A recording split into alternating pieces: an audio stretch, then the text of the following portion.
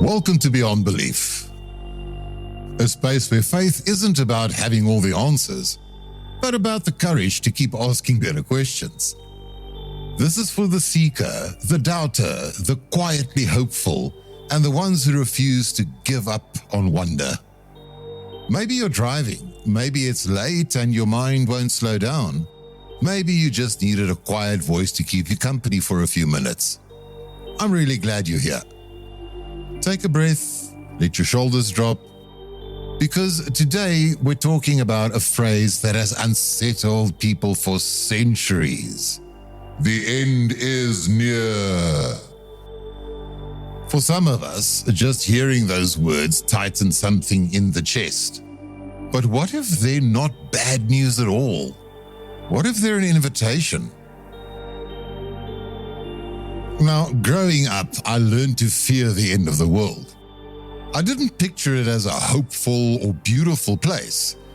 I imagined Jesus returning at the worst possible moment, not during prayer or worship, but when I was distracted, impatient, or falling short. I worried I'd be caught unaware, unready, not good enough. Maybe you know that feeling. The late night replay of the day, wondering if you missed something important, wondering if God was disappointed, wondering if the clock was ticking and you were already behind.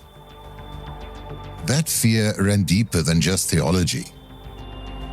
It was the fear about not being ready, of not being enough, of something massive and uncontrollable looming in the distance. For many of us, the end is near was handed down as a warning, something meant to scare us into line. But here's what I've learned since. Fear can grab attention, but it really transforms hearts. And Jesus wasn't in the business of terrorizing people into faith. So what if we misunderstood the message? What if the end isn't about escape or catastrophe, but about awakening? Awakening to the fragile beauty of now, the urgency of love, to the gift of being alive in this moment. God's call was never about fleeing the world. It was about learning how to live fully within it. When Jesus spoke about the end, he didn't hand out timelines or spark panic.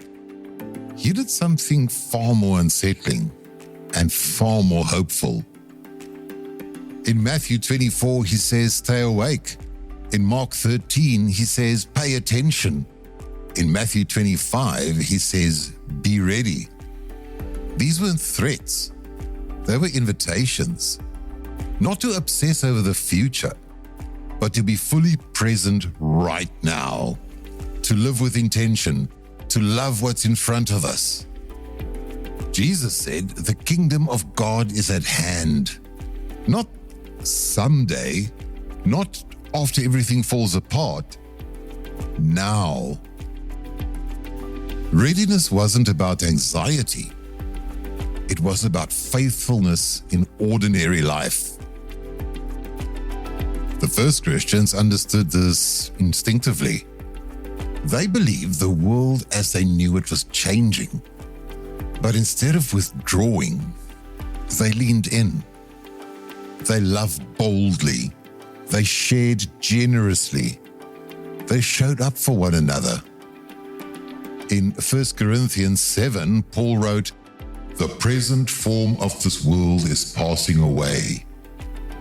And Peter, in 1 Peter 4, verse 8, follows it up with urgency, not fear, saying, above all, love each other deeply.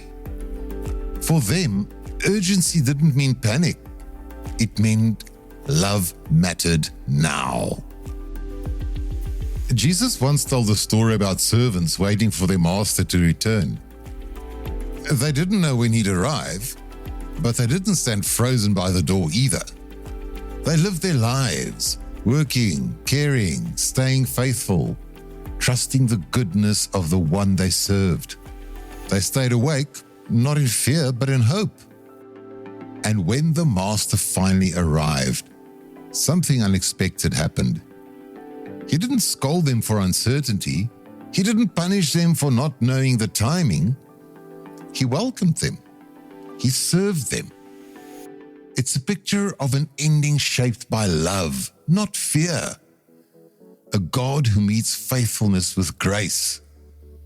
Have a look at that in Luke 12 and Matthew 25. So, if the end is really near, what does it mean for us? Not panic, not escape, not obsessing over signs. It means aligning our lives with God's heart today, loving deeply, forgiving freely, being fully present with the people right in front of us. If something is stirring in you right now, hear this clearly. You don't need all the answers. You don't need to be perfect. You don't need to have your life sorted out. Jesus isn't demanding readiness. He's offering relationship. A new beginning right now. Grace doesn't wait for you to get it together. It meets you where you are. So take a moment right now. What might God be inviting you into today? A new way of seeing, a deeper trust, a small but meaningful step of faith. Whatever it is, you don't have to rush. Just respond honestly. God has always met people in ordinary moments, on roads, at tables, in quiet decisions. If the end is near, that's actually good news. It means love matters more than fear. Presence matters more than prediction. And today matters more than speculation. So live awake. Love generously. Trust that God is still at work in the world and in you. The end isn't something to dread. It's an invitation to live with purpose, to engage deeply, and to be transformed now, not just someday. So, may you live awake and engaged. May you love deeply and forgive freely. And may you trust that God walks with you today and always. Thank you for joining me on Beyond Belief. If something stirred in you, don't rush past it. Sit with it. Reflect. And when you're ready, respond to Jesus' invitation. Faith isn't a destination. It's an adventure you're already on. Until next time, God bless.